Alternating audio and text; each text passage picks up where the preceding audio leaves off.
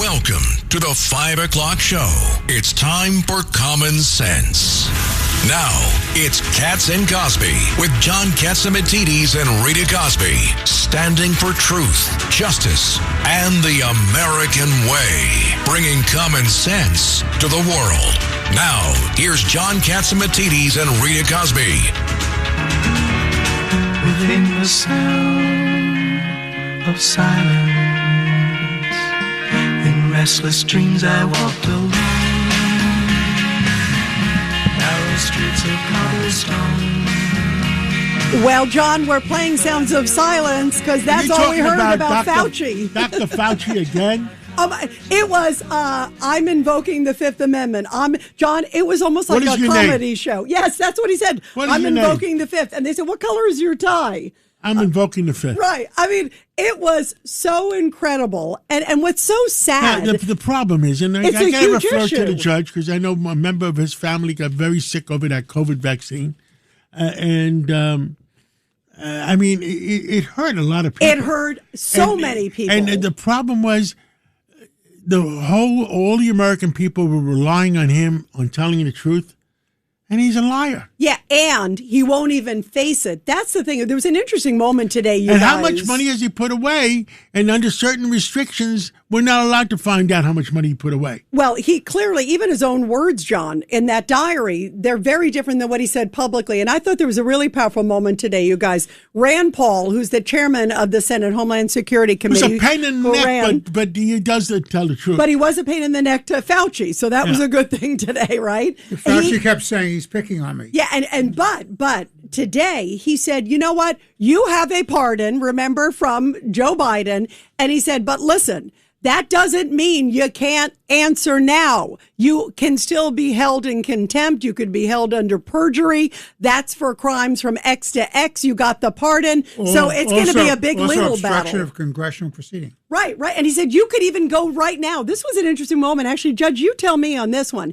He even came out and said, you could testify right now under oath based on that pardon and say, yeah, I knew this or yeah, I destroyed evidence. I did this and we can't hold you in contempt if it was for or criminally responsible if it was for an action you did under this pardon period, which was from January 1, 2014 through the 19th of 2025. Right. Biden's last day in office. Right. So what do you make of that? I mean, and I think it's a disgrace to John's point. How dare he sit there and smug and smile like, oh, it's not, after all the lives that were lost, all the lives that he destroyed. Absolutely. He has no right to take the Fifth Amendment with respect to that. They can ask him about the inconsistencies in his diary versus what he said on the public record previously, and that's not a crime. It just impeaches his character. But I think it impeaches character to not say anything today because the American public deserves answers. I think it looked disgraceful today. What did you think, Judge? I think it is disgraceful. I think Senator Rand Paul has it exactly right. And we'll be talking to Professor John Yoo about the legalities of this later on in the show. And by the way, Senator Ron Johnson, who's on the Security Committee, he's going to be calling in any second. He was like front row and center today, John, along with Rand Paul. So I can't wait to ask him. Rudy Washington. Oh, well, I lost my mom in 2021, and I couldn't be there when she passed because they wouldn't allow sad. me. And I got some serious concerns about what we're doing to the country. For Joe Biden to issue in the last 2 months something like 8,000 pardons. And he never knew he was signing them. That's my point, John. So who was really signing those pardons? Right. They didn't go through any kind of balancing. A lot of people say it was President Obama's third term. And guess what? I refuse to believe, Judge, money didn't pass hands. They were giving out pardons like candy. And how about AutoPen? I mean, we don't even know, to John's point, if he signed them. Who was running the country? The only one the president did not sign them. Well, and the only person that they say they can prove that he did sign, John, in that last swoop is Hunter. His own son. Of course, he wanted to sign that one. That was after he said he wasn't going to pardon Hunter. Right, exactly. After he said he wasn't going to pardon him. I mean, it's a disgrace. But Rudy, just like you said, in honor of it was your father. You said your mother. I mean, how horrible. And not to be able. How many other families were destroyed by this guy? We all went through a lot of pain during those 4 years of COVID. And who knows if we really had to go through it, or because they made us suffer. Yeah, and I don't like the fact he's saying something separate privately in his own diaries and everybody, than what he said publicly. Rita, I remember everyone was scared of dying. Understandably so. Understandably and so. John and I knew people. We saw them. We were at events. They got the shot, and a week later they were gone. Good friends of ours. It's horrible. It is. I mean, think about the lives that were destroyed by this man. And there are hundreds of thousands, maybe millions of people whose health was broken down because it compromised their immune system. Right. And the fact that he was saying privately, even on the origins too, you guys. I mean, he said to John in the interview that you did, John, in 2020, he said, "Oh, it looks like it came from the market."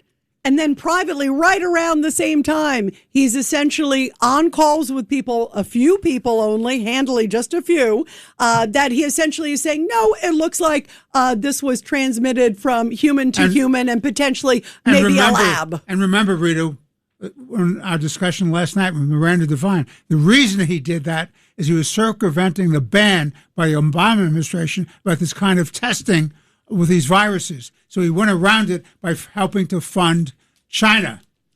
And China's military and intelligence committee was taking care of that lab. And you think they were going to give it back to us? Give us back this pathogen if it was proven? That's a joke. Well, and never also said anything about this testing. That's the other thing, you guys. I mean, that's a disgrace. We had Navarro sitting here in the office, remember, with us right here in the studio. And Navarro said that there was never a conversation with the president where Fauci said anything about funding for gain of function coming through the Wuhan lab. It was all a big cover-up. Yeah, because he knew how bad it looked. And Governor, they told you some guy ate some bat meat and we all got sick. How do you like that one? What do you think, Patterson? Sounds pretty bad. That's some rough bat meat, isn't it? Sounds delicious. Bat meat? Yeah, that was the original line. Yeah, it was a pangolin. Remember, it was some animal we never even heard of. Remember that? I mean, that was just ridiculous. The other thing, you guys, too, is also President Trump. It sounds like they are very close to a major attack from the United States against Iran in response to Iran firing ballistic missiles at U.S. bases in Jordan. In Jordan. Yeah, and also Hezbollah has attacked the Israelis in Lebanon. So much for a ceasefire, right? Yeah, ceasefire's worked out pretty well, huh? Yeah, I mean, what a mess this is. And President Trump said, you know what, we're going to hit the blank out of them. I can't say the word. Why not? 7 dirty words you can't use on radio and television. Yeah, I can't say it. Right. Hit the blank out of them and the blank. But he is fired up today at the Oval Office and said that that payback is coming. He said very, very soon. And John, also, we were talking about the markets today. Big drop in the markets, right, John? 1,150 points down. Wow. After the news about Iran, you think? Is maybe after the lot news of about the turmoil. testimony. In the feds. Yeah, Fauci, after Fauci. Yeah, you can't blame that on Fauci. Yeah, exactly. It was only 111 times he said, I invoke. It wasn't 1153. Yeah, it felt like it. By the way, John, I understand we have calling in right now. We have Senator Ron Johnson. Do you want to bring him in? I'll take that one. And joining us now is Senator Ron Johnson. He's, of course, on the Senate Homeland Security Committee. And, Senator, you were superb today asking questions of Fauci, but yet he invoked the fifth, 111 times? What was your reaction? Well, he didn't answer any questions. I think Chairman Paul did a great job laying out the case in his opening statement. He had a great video that was devastating for Fauci. Josh Hawley, honing in on the fact that Fauci uses his government devices, his staff, to solicit awards worth over $1 million while Americans were dying. People globally were dying from the pandemic, probably created by the man-made created coronavirus based on the gain of function research he had funded for decades. So, no, it was not unexpected. My staff, there's only one of them who thought he'd actually answer questions. That guy lost the bet. So we were pretty well anticipating this. Even if you would have answered questions, we would have got basically non-response responses. So for my part, what I primarily try to do is raise the awareness of what the legacy media is not covering. The fact that injection injuries are real, They knew about them. They didn't warn the public. They're still not warning the public. These injection injured cannot get treatment. Just talk about how we push remdesivir, which nurses, by the way, refer to as run, death is near, versus, again, over $3,000 per treatment course versus ivermectin, hydroxychloroquine, which are literally dirt cheap, very safe. And from my standpoint, what I saw during the pandemic, very effective. Is this going to be a hard case to prove? I mean, by all the things that he's doing, I mean, there's something wrong. Every American feels like there's something wrong. By taking the 5, what do you think, Senator? Well, first, I think it's extremely easy to prove. I think we proved that today. I think, my Republican colleagues, like I said, Josh Hawley, Bernie Moreno, Rick Scott, James Lang. I'm going to miss some of them, but I think we all did a good job of laying out the truth, which is irrefutable. The problem we have here is even this has become a partisan issue. If you listen to the Democrats, they were still singing the praises of St. Fauci, the science. And you've got way too many Americans who just want to move on. They don't want to hear any more about COVID. They don't want to admit they were wrong, probably injecting themselves repeatedly with this experimental gene therapy. So our biggest problem is just getting people open up their eyes. The good news is once people's eyes are opened, it's pretty difficult to close them. So you've got a growing percentage of the American public who are kind of wise to these guys now, realize the corruption, realize all the damage and destruction caused by Anthony Fauci. The very regrettable result of those two is a larger percentage of Americans, they don't trust their doctors anymore. They don't trust these institutions. They never want to go to the hospital. I'll be holding an event on hospital protocols, and we're getting in the testimonies. They are horrific. They are gut and heart-wrenching. But, again, I think the truth is easy to prove. It's not very well received. It's not very accepted. Of course, the legacy media who are complicit in this, they're not covering it. The pardon that he received from President Biden, is it any good? No, I think it's extremely effective, yeah. Kind of what we've heard behind the scenes is Biden was fully aware of this. This wasn't just something cooked up with the autopan with staff. I think he was fully aware. Again, he was a worshiper at the altar of St. Fauci himself. So I don't think you have the autopan issue here. And again, President's pardon authority is powerful. Now, that doesn't cover state charges, but you have statute of limitations, that type of thing. But guys, from my standpoint, I think exposure and accountability is the first step, and we took a major step. And again, I got to thank Senator Paul. My investigations have been going to the vaccine. The vaccine's injured. Kind of another thing. I've kind of let Senator Paul have this lane because this is what he's been, interested in for years. And he was on help and he questioned Dr. Fauci. So he's done a good job and laid it out in the reading room and held this hearing today, which I think really held Anthony Fauci accountable and laid out his megalomania, his corruption for all the world to see.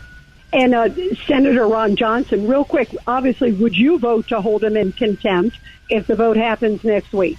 I absolutely will vote, and the vote will happen. Now, will Democrats vote for contempt? I doubt it. So whether we pass through the Senate, I can't predict. Might be difficult because I think we need 60 votes on that.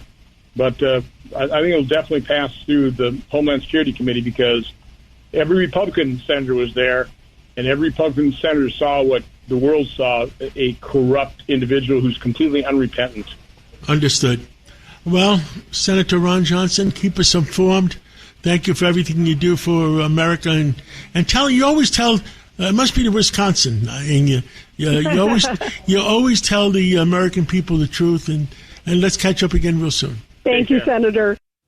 Thank you, Senator, so much. Really important. And, John, we're going to talk to Professor John Yoo in a few minutes to get his take on legally what can be done to Dr. Fauci after all this that we just talked about.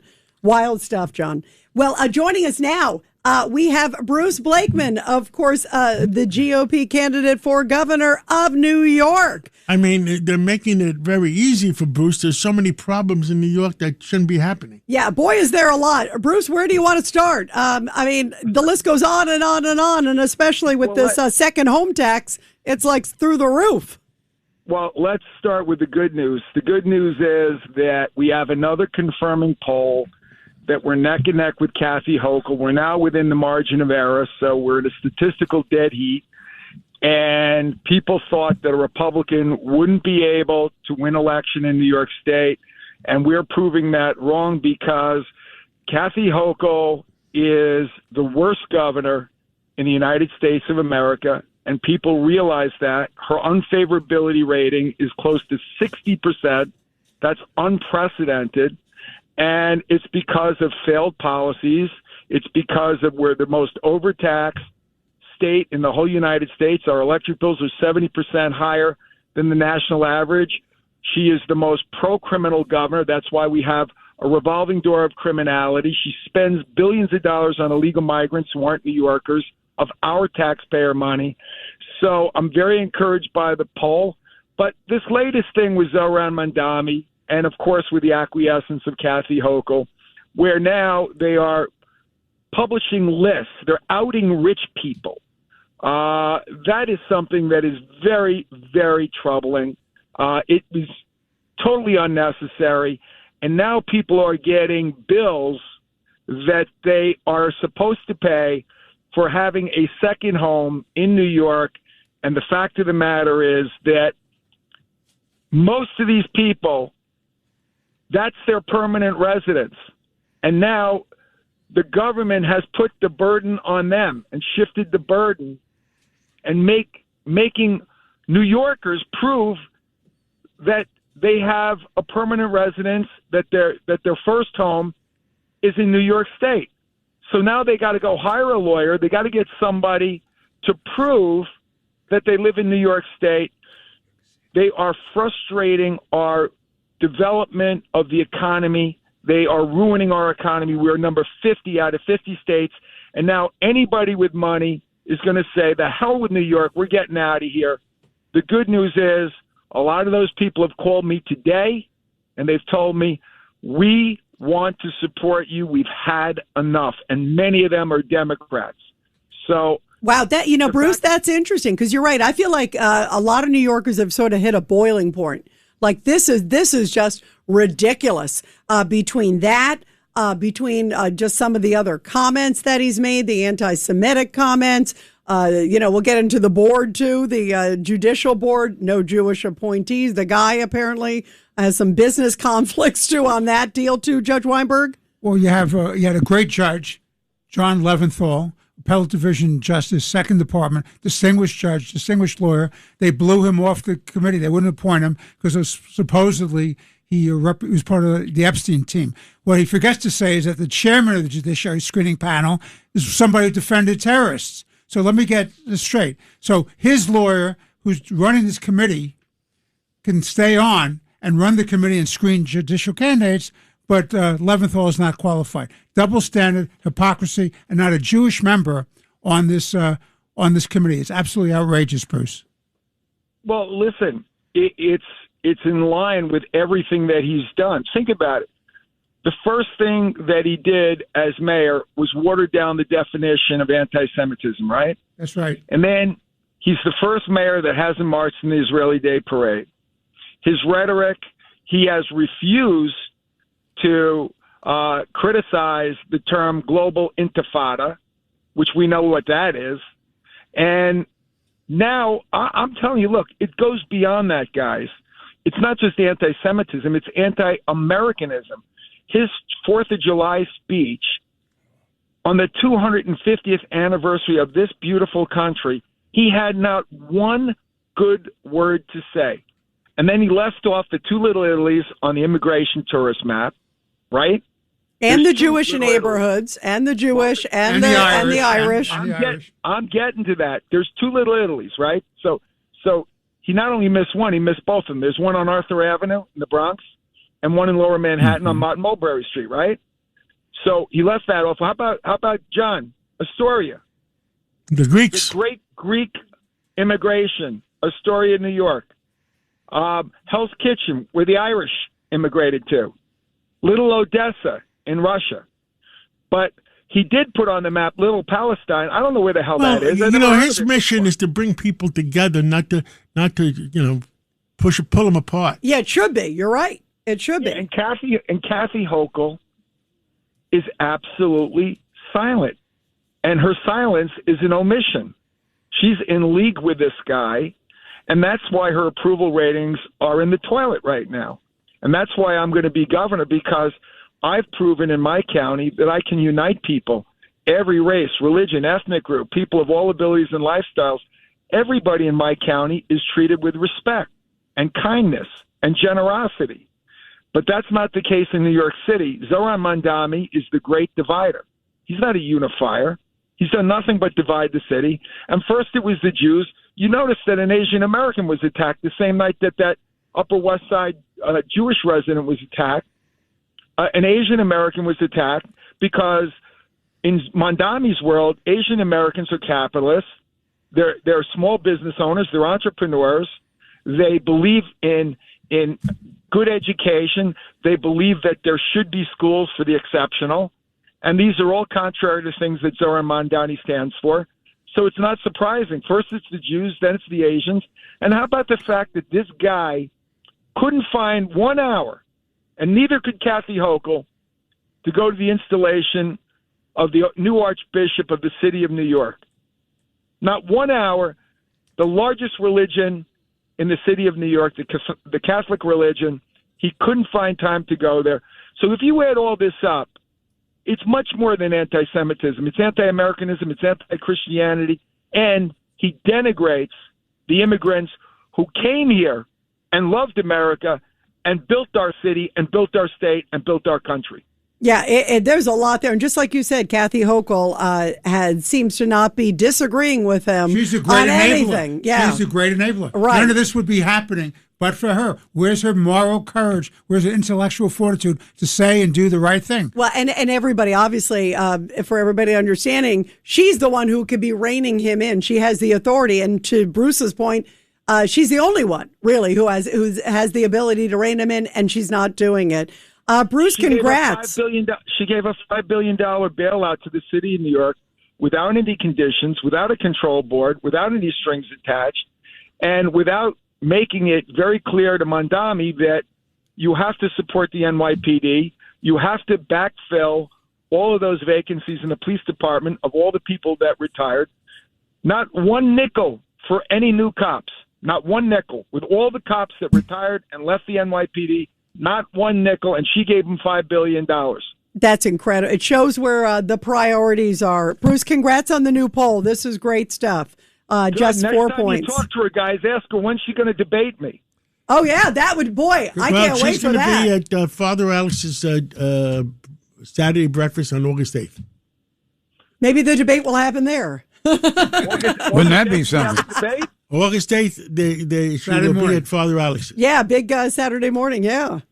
Wow. Yeah, all right. Well, I'm going to be very excited to debate her. I've accepted every debate challenge. I believe she has not accepted any. Oh, wow. Well, I hope she does. That'll change. Yes. Yeah, that will change. No, that won't change because she didn't accept matching funds because one of the conditions of matching funds was you have to debate.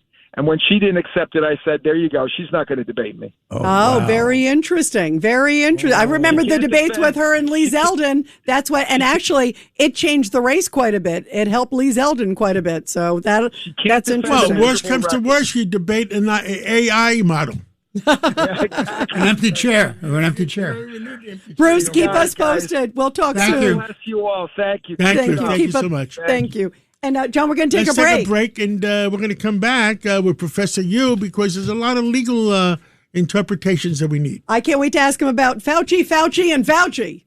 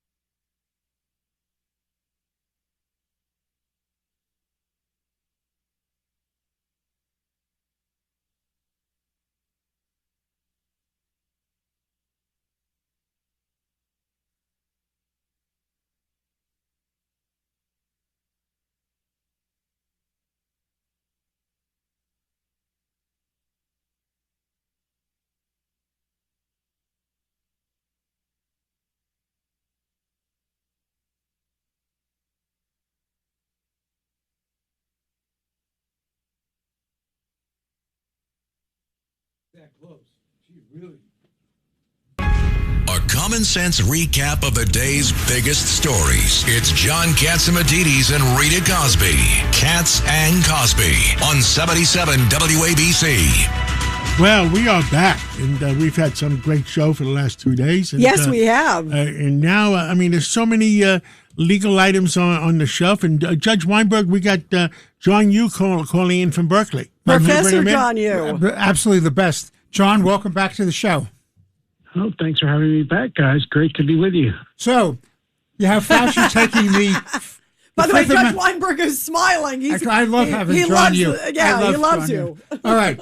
111 times Fauci takes the Fifth Amendment. That's very interesting because right in front of me, I have the executive grant of clemency from the so-called President of the United States, Joe Biden, to Fauci, running the period January 1, 2014 to January 19th, 2025.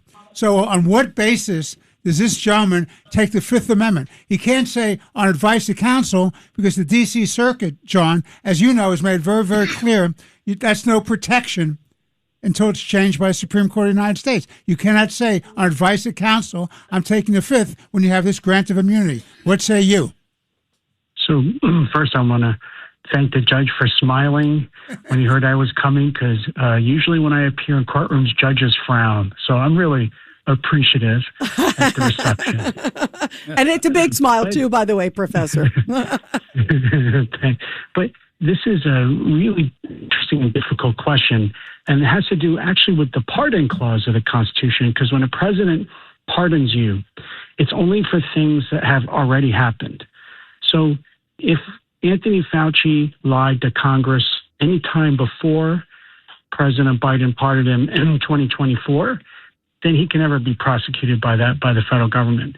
But if he were to do something new after the pardon that violated the law, he could be prosecuted. You can't pardon people for things that haven't happened yet. In fact, the Supreme Court has observed a few times. In fact, presidents, I don't think, have ever actually tried to pardon people for things in the future because they've understood this. So if Fauci lied before this committee now, he could be prosecuted for that. Biden's pardon wouldn't immunize him. And so that's the basis for his claim, is that Senator Paul, I guess, is trying to ask him questions about why did you say one thing in public and then tell your diary something different? Were you lying to the American people? Were you lying to Congress? But he could admit that that's different, John. He could say, yes, it's different. So what? Yeah, if he told the truth, then he doesn't have to worry. And that's why him taking the Fifth, I think, points to something more here than what he claimed, that Senator Paul's out to get him. Because there are, if you look at his diary, there are serious differences between some of the things he told Congress and the American people during the lockdowns and what he was telling, I guess, himself. By the way, major contradictions. I mean, there's major contradictions where he's talking about knowing that, it looks like a lab and it doesn't look like it's a wet market, essentially. And then he's telling the public it's a wet market. Then he says, I didn't convince people about the closing of schools. And then he's in his diary talking to former mayor, current mayor at the time, Bill de Blasio, saying, I'm so glad I was able to convince him to close schools. So which one is it, Dr. Fauci? Oh, yes. That's his problem, is that the safest thing for him to do would be to tell the truth and say, I actually wasn't being truthful with the American people back then. I knew the facts were different. And then go on to equally serious things, not just that he's involved with the lockdowns, not just that he had more advice telling him that this might have come from a lab leak, but also that it appears that he might have exaggerated the mortality rate for the disease, that by maybe one order of magnitude, which is incredible, that he organized an effort to suppress contrary opinions by serious virologists at places like Stanford and Harvard and Oxford. And so, yes, he could, Mr. Catsimatidis is exactly right. He could tell the truth, and then he'd have nothing to worry about it. But then he'd also have to say, but I was lying 5 years ago. I was lying 6 years ago. John, Let me ask you this question, switching gears. So we have a mayor here in the city of New York who's done nothing but create a climate of fear and hostility against the Jewish community in this town, and it's led to disorder, violence, people being stabbed on the street merely because they seem to adhere to a particular religion or ethnic group. So how close are we to having an incitement charge against him, having created this climate? How close is it to meeting the standards that has to have some sort of immediacy? I don't think it's happened yet. You might remember that there is a very high standard because of our protections for free speech against incitement.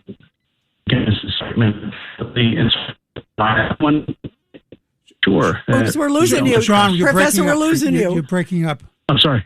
I'm sorry. There's a lot of problems with doing. I don't know if it's incitement of violence.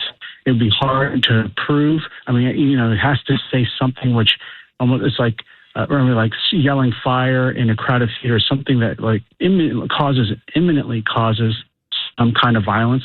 I don't know if we've seen that yet. He's going to run into all kinds of problems. These communists and socialists, they are frustrated by things like the Constitution. They don't like things, for example, the protections for private property. Oops, right? We're losing you a bit, Professor. People. Sorry, we're losing you a little bit. But your point is that you don't think it's reached that point yet, right? Is what you're saying? I don't think so. Although, it's going to take him threatening people. I guess he hasn't done directly by name, but that it has to spark some. It has to spark some kind of immediate violence, and we haven't seen him do that yet. All right. Well, we'll see where it goes. Free speech. Yeah. Even if we can't stand it, it is really interesting to see. It's a great, interesting topic there, Judge, for sure. Well, Professor John Yoo, thank you. And thank you very much for being here. And the judge is smiling again anytime you're here, just so you know, for the record. All right. Thanks very much, guys. Great to be with you. Thank you, Professor, very much. And now we got the top news of the day is Goya Foods is sponsoring it. Absolutely. It's the top news of the day, sponsored by Goya. Here's Rita Cosby. And there is a lot of news today. By the way, we're going to have Brigadier General Blaine Holt on coming up to give us the latest. He always has that great inside scoop. And this is a big story. Of course, President Trump says the U.S. will be hitting Iran very hard after the regime targeted U.S. troops. While speaking to reporters in the Oval Office just a little bit ago, the president was asked about Iran's ballistic missile attack on U.S. forces in the Middle East last night. CENTCOM said all the missiles were intercepted, and Trump said Iran knows it's coming, our attack, and it is our turn, and we're going to hit the blank out of them, is what he said. I'm not going to fill that in. Okay, Gov? All right. It's okay. Okay, thank you. And also, another big story is Todd Blanche's nomination for U.S. Attorney General is facing a major roadblock. Texas Republican Senator John Cornyn is saying that he will not vote for Blanche until the department provides a written commitment permanently ending what is called a $1.8 billion anti-weaponization fund, as some people are describing it. President Trump says it's not a weaponization fund, but there seems to be a bit of back and forth on that. Cornyn's vote is key for Todd Blanche to become the Attorney General. So let's see where that goes. And John, coming up, we're going to be talking to Senator Marsha Blackburn. She wants a crackdown on birthright tourism. I can't wait to see what she says.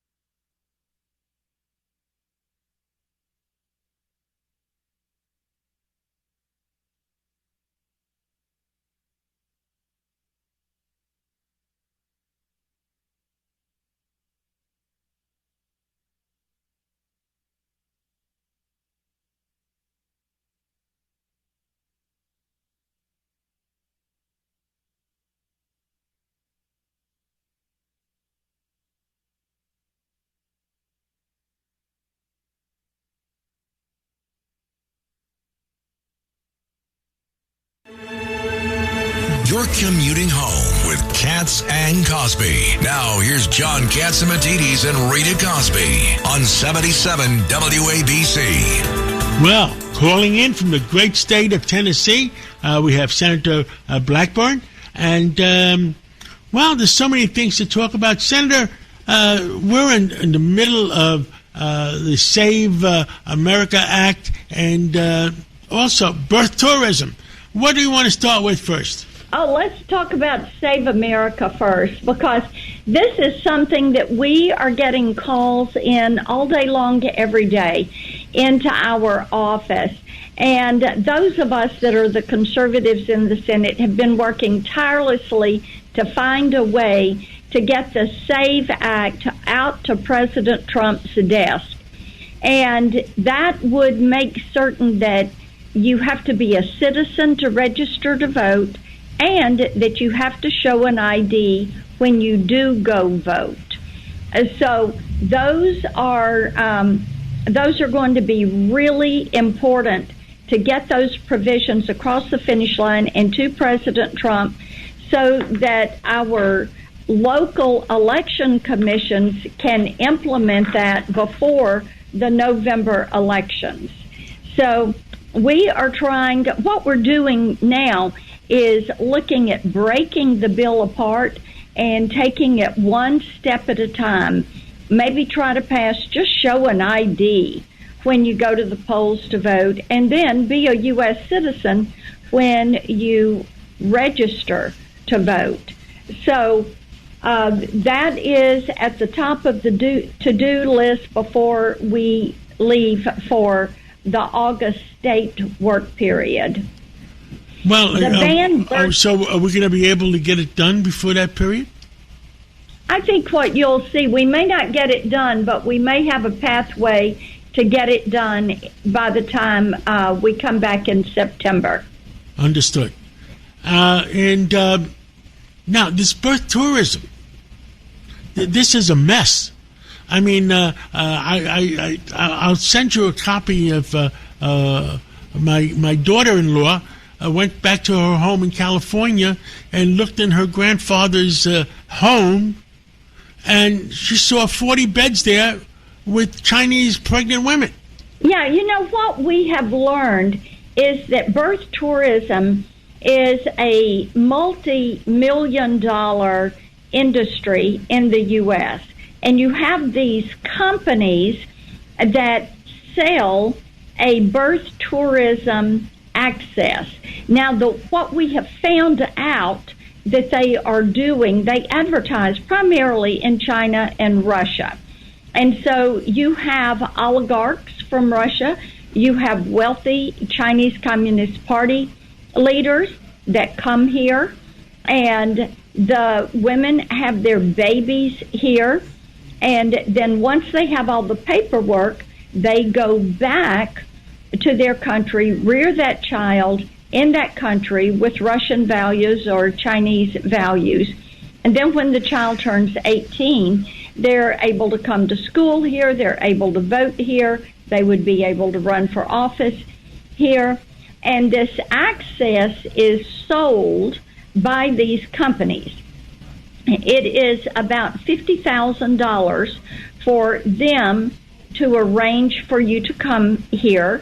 They teach you how to handle getting a visa. Then they arrange living conditions for you. And then they arrange access to health care for you. So they are covering this.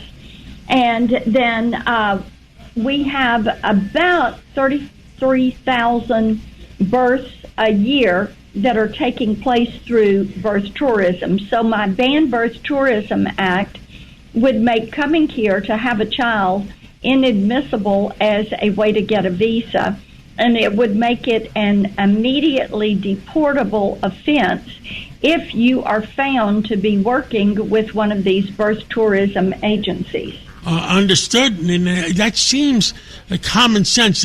When we lost the Supreme Court case on that birth tourism, is it because we asked for too much? You know, I don't know exactly why why they did not side on with us on the tourism issue, because I think selling our citizenship and being here illegally, you're not here under the law of the country. You've basically broken the law to get here. Understood.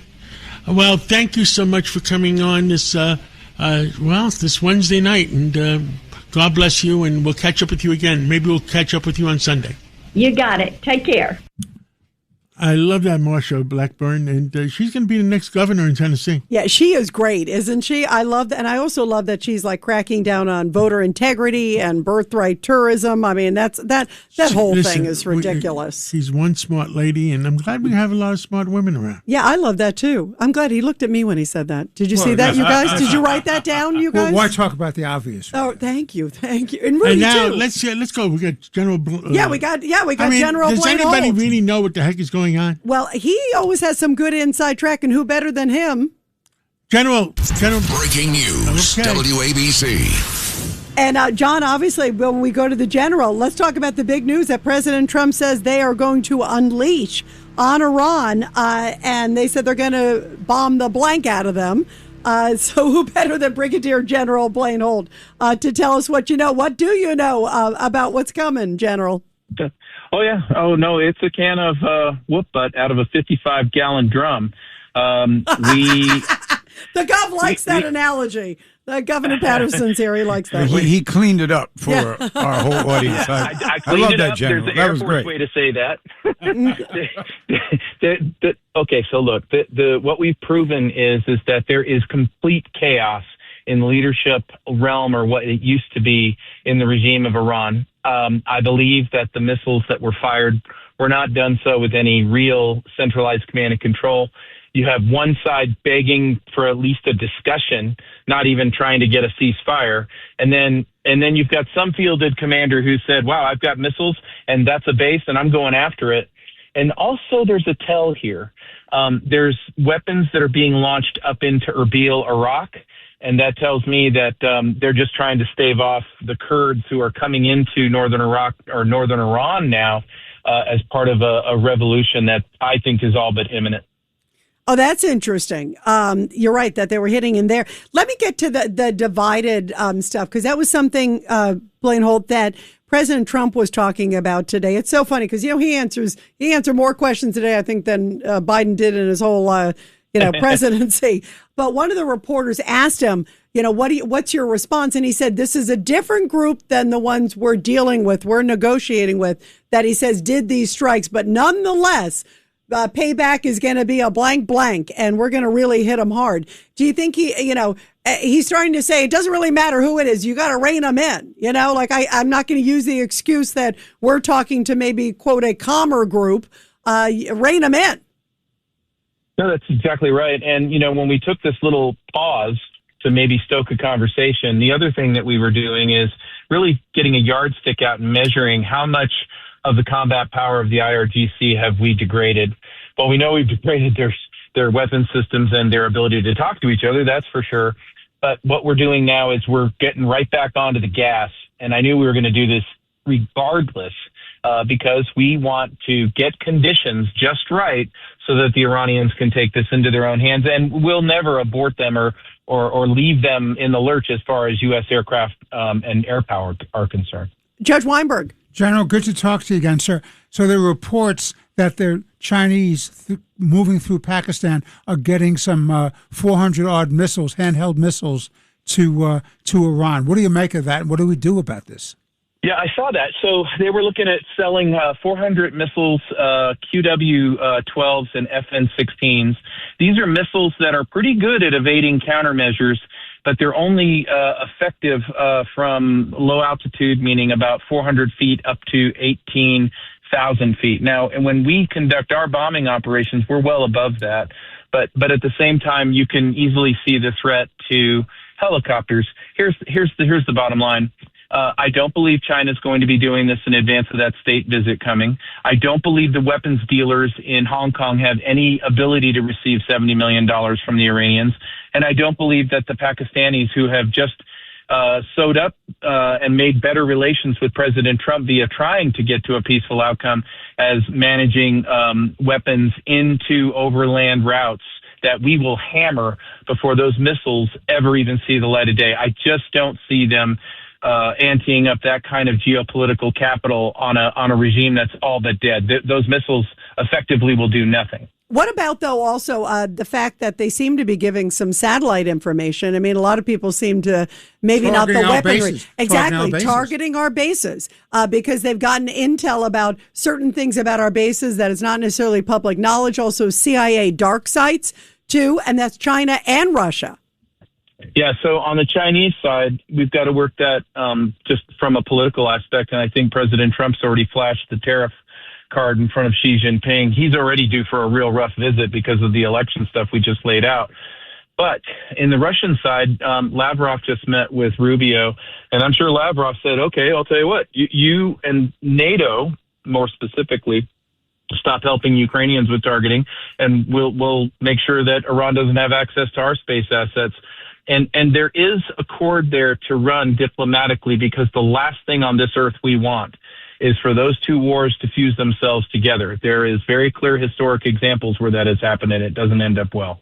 Yeah, it's interesting because Iran, Zelensky yesterday also sort of suggested that, remember, they have information about these drones that Russians have been using and that Iran has been using. So it's similar technology, obviously. It is true, but like President Trump said with regards to our intelligence on Pickaxe Mountain, the information's not very valuable if we already have it, and we do. And so we know everything there is to know about a Shahed 136 drone. No secrets under the hood there. They would love to see ours, but I think what they'd really love to see is our new counter-drone technology, which is getting better and better by the hour. And I know that for a fact from some of these contractors. Rudy Washington. General, what was that about with the Iranians being attacked by Ukraine? Ukraine going after the Iranians 2 days ago. Yeah, so the Ukrainians got some intelligence about a Caspian Sea vessel that may have been smuggling weapons, and there was Iranian crew on board. They attacked it, and I think that they thought this would be the greatest thing to endear themselves with the United States. After all, these are mutual interests. But what I think happened behind the scenes, Rudy, is that I'll tell you what, you're going to keep the Ukraine-Russia war away from the Iranian war, because the last thing we want is Russia and China coming off the sidelines and seeing great powers in direct contact with each other. Yeah, he's worried. Doesn't want them to meld.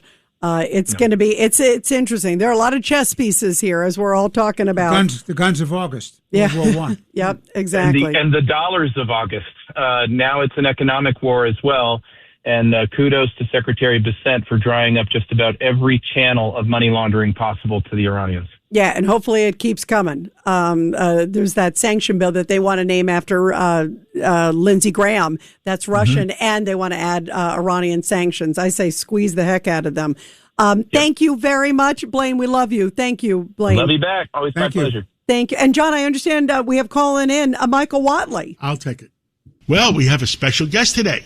Michael Watley is here in the studio with us, and he was the former chairman of the Republican National Committee. The president asked him to run for Senate, and he's running for the Senate for the great state of North Carolina. And, Michael Watley, welcome to our studio and welcome to WABC, and tell us what the heck is going on in North Carolina? You know, John, it's always good to be with you. Really enjoy the time we get to spend together on air. And look, North Carolina, we're in a great Senate race. The race is very close. North Carolina is a purple state. We know it's going to be closely contested, but we're going to win because I am running against the worst governor in the history of North Carolina, Roy Cooper. And, he is a full-tilt leftist, just like the DSA and the Democratic Party in their fusion here.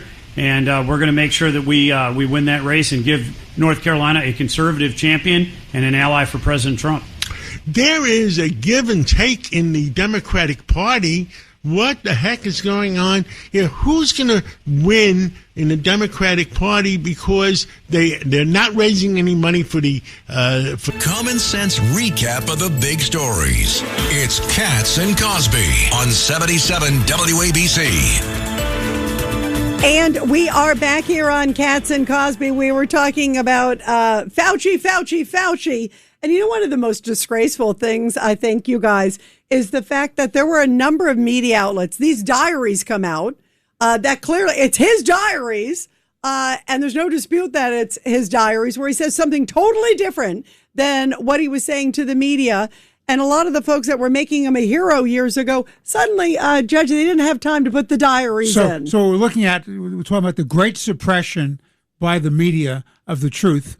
And we're looking about the Democrats in the committee running interference with Fauci. Yeah, by the way, Blumenthal, we talked about the war hero, right? And another great war hero. Right, the great hero. Rambo, right? Right, like, Rambo. Part 1, 2, and 3, right? But anyway, so Rambo, right? This is in relationship to the truth. Yeah, he was sitting there saying, Fauci is a great hero. He's a great American. He doesn't even want to get to the truth. But then, you know, the sad thing is, guys, and Rudy, we've talked about this before, too, is like the media doesn't seem to be, the media, where is the media? They should be doing their job.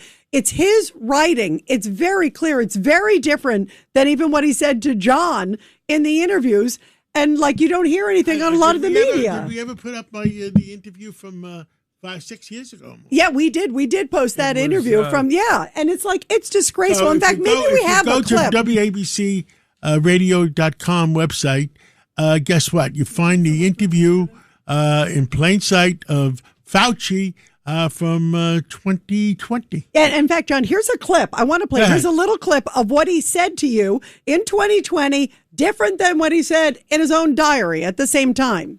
Is it in China because of all the live animals that are being sold? Yeah, I think you hit the nail on the head. I mean, China, among other countries, has a lot of close interaction and contact between people, particularly in crowded places, and what they call wet markets, where there are a lot of live animals that are being sold. And your suggestion, John, is really quite correct, that it's the proximity. I'm a genius. Of course I'm correct. People, the population of humans and animals that could harbor these viruses, where it then jumps species, infects a human, and then humans infect each other. Well, we have something. We have a little bit of a sound. This is my response. They're full of crap. I mean, come on. He lied. He lied to the people. And so many people died during COVID. So many people were scared crapless during that 4 years. Think about all the students who lost. We lost, I feel like, a generation of people. The students lost schools. And he misguided everybody. Yeah, lost loved ones, couldn't visit loved ones, damaged loved ones. Forced people out of the military. People, nurses and police officers lost their jobs. Yes. Right. I mean, it's absolutely. And today he sat there with a smug little face. I just wanted to wipe that smile off his face. And he was saying, "Oh, I take the fifth, no matter what." What do you think? What do you think? Final thoughts, Judge, of where this is going? I think the good grounds to saying there's obstruction of Congress. He doesn't have a defense. Fifth Amendment is not applicable. And the problem is, can he get over the hurdle of the 60 votes to block the filibuster? That's the whole point. Well, what do we all stand for? Truth, justice, and the American way. We're trying to God fill bless in America. for Concha. It was Tom Cotton who first raised the possibility of the lab.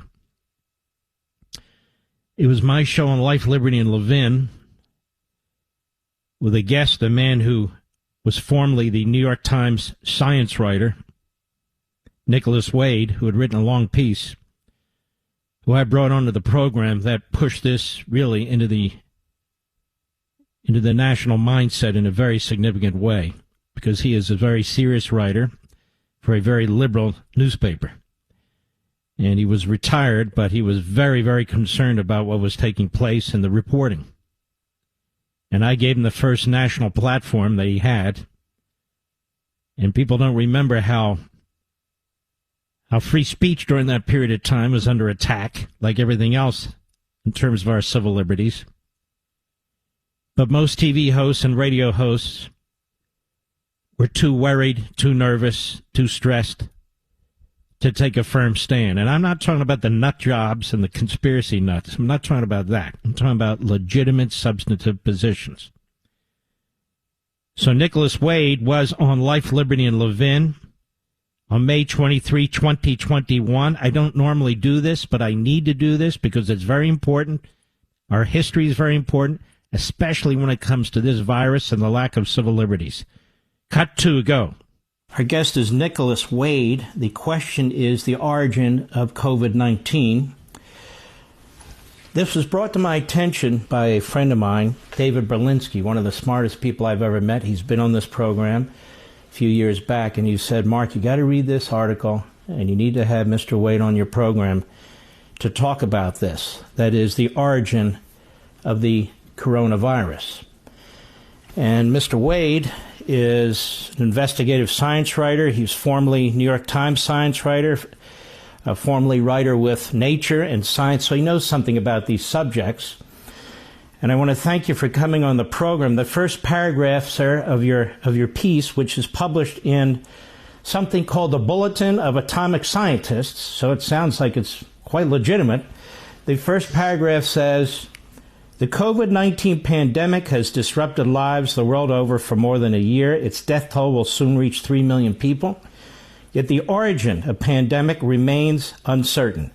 The political agendas of governments and scientists have generated thick clouds of obfuscation, which the mainstream press seems helpless to dispel. So I want to go through some of this so it's understandable to all of us, some of the institutions, some of the names, and you can fill it in for us if you don't mind, sir. So let's begin with identifying some of the institutions and actors. What exactly is the National Institute of Allergy and Infectious Diseases in Washington, D.C.? Well, that's a branch of the National Institutes of Health, and it awards grants to